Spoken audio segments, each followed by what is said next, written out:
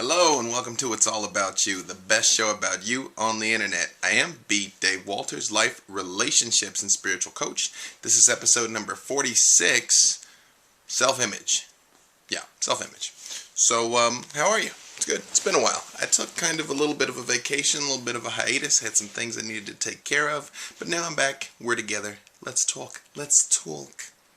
So I'm still going to be answering a couple questions this time since I got a lot of positive feedback from my questions and answers before. And again, thank you all for the questions that you've been submitting to formspring.me/B Dave Walters. I promise I will answer every single one. I'm answering them every day. A lot come in, I answer them, so I apologize if it's taking time, but I promise I will answer you. So if you have a question about anything relating to spirituality, relationships, anything, send it to me. formspring.me/B Dave Walters. No www.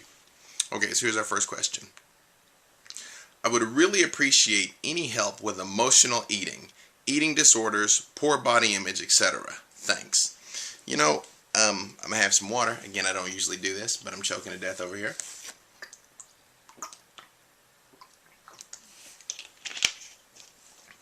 This one's very common. And I just made the point to a friend of mine yesterday that I think pretty much everybody has a inaccurate body image, but for the most part, men think they look better than they look, and for the most part, women think they look worse than they look. Of course, obviously, it's different for everybody, but that's what I found to be the case. I've seen big fat guys that are all like, yeah, look at my ballet, and I've literally seen Miss America contestants that were like, my thighs are too big. So I'm like, no. So we've talked before about the self-image, but because of this and another question that I got, I'm talking about it at least right off at the beginning about how it relates to things about like our body image and how it manifests, like eating disorders, maybe even depression and some other things. So your self-image is an accumulation of several things. Remember, your self-image is just that, how you see yourself.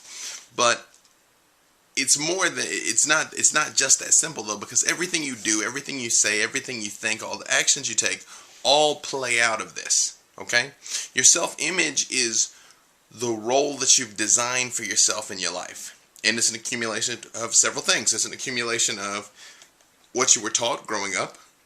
It's an accumulation of your own experiences. It's a combination of just your nature, if you want to call it your astrological sign or your personality type, but just the type of person you are. And it's a combination of the decisions you've made about all of those things and the beliefs that you've chosen to adopt. So let's say that you were raised a certain religion and you were always taught that people of a different religion are bad and going to hell. Somewhere along the way, you chose to accept that as true, or at least now as an adult, you've never chosen to look at it again, or anything. And so when you talk about people that are survivors of abuse, it's tough because the abuse that you experience as a child does affect the choices that you make as an adult, and it manifests in the things that happen to you as an adult. So when I'm talking to people, quite often when they come to me with a problem or a situation, and they're describing it to me, 9 times out of 10, I can probably tell you something that happened to them growing up that made them form this decision. Because here's the thing.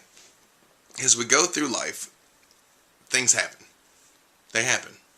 And we form our opinions about those things as being either good or bad. And then we take those situations and we let them cause us to make decisions about ourselves and us being good or bad. Especially as children.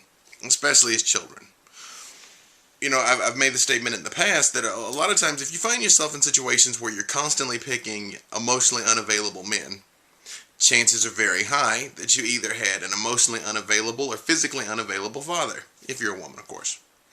If you're a guy and you're always picking women like that, then chances are your mother was the same, but possibly your father was the same too. It's weird. What a boy's relationship with his father and a boy's relationship with his mother manifests differently than a girl's relationship with her father and a girl's relationship with her mother. It's not just so simple as you pick a man like your father and you pick a woman like your mother, or vice versa. But it does have an impact.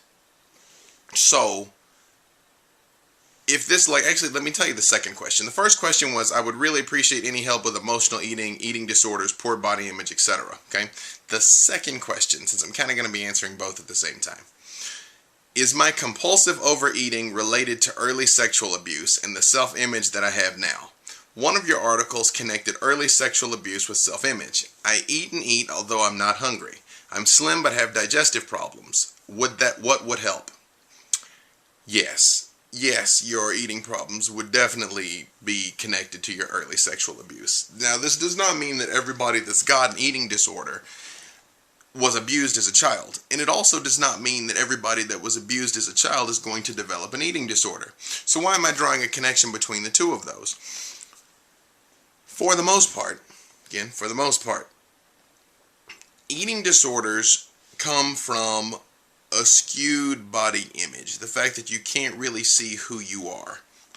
Or they're a way of trying to protect yourself from something. Which I guess those two things are kind of related, but not always. It's not that everybody that puts on weight can't see the fact that they're putting on weight. Yeah, because they absolutely can. It's the fact that they've chosen to believe that this weight is a shield.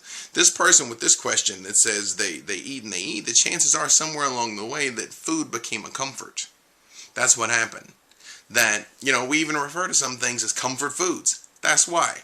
That whenever they were exposed to whatever they were exposed to, it just so happens, I don't know who asked this question, so I don't know their backstory. So feel free to share it with me when you see this video. You can contact me, Facebook, MySpace, Twitter, B. Dave Walters. You can find me anywhere. When they were exposed to whatever they were exposed to, they turned to food as a defense mechanism. They turned to food as something that would take the pain away. Okay? Now, if they say they're having digestive problems, but they're slim, I think their eating disorder is probably going to be bulimia, honestly. They probably eat, binge, and purge. They eat a lot and they throw it all up. Chances are high. Because just eating and staying slim by itself would not give you digestive problems. So that's probably what this person is doing. And again, if you're hearing this, correct me if I'm mistaken. So this is probably the intersection of a couple of different things. That not only was food comfort, but that they also have this image that they feel the need to live up to. Notice, even in the question, this person took the time to tell me that they were slim, right? I didn't ask that. That's not in the question. But they had to tell me that they were slim, which means being slim is probably important to them and part of this self-image, right? So you want the comfort of the food, but then you deny yourself the nourishment and the nutrition to live up to somebody else's image, right? And this all goes back to the whole idea that somewhere along the way you're exposed to something, in this person's case, probably the sexual abuse and the things that happened afterwards, that cause you to form an opinion and an idea about who and what you were supposed to be, right? They had the need for the comfort of the food and yet the expectation of being this slim person. Does that make sense? Now, eating disorders they're a real disease like anything else. I've talked to a lot of people and I've coached some people through this. And some people I've been able to help them beat it, and some people all I can do is help them get the next level of help, because it is a real illness. I mean, it's the same as having cancer, honestly. A lot of times people dismiss things that are just mental issues as being no big deal, or if you're depressed, it's like, oh, you're just a little depressed, walk it off. And a lot of the tools and the tactics that I use in my coaching, can help you make instant change, very powerful change, and can correct, behavioral patterns that have been happening your whole life. But sometimes you can't do it alone. Sometimes you can't, you've got to get in touch with somebody that can actually help you break this cycle. And with this person in particular, if you're starting to have biological and physical repercussions from this action and you can't do it, that's the definition of an addiction. An addiction is something that you can't stop even though it's causing you negative repercussions. And if you formed an addiction to this pattern of behavior, then you're probably going to need professional help to break it. And even though I'm going to talk more about it here in part 2 and try and give you some tools to help you, the fact is, when the dust is settled, you probably are going to need to talk to somebody face to face about this. Now, hang on for my brothers and sisters on YouTube. I'm going to split this. Everybody else, stay with me. We're going to keep going.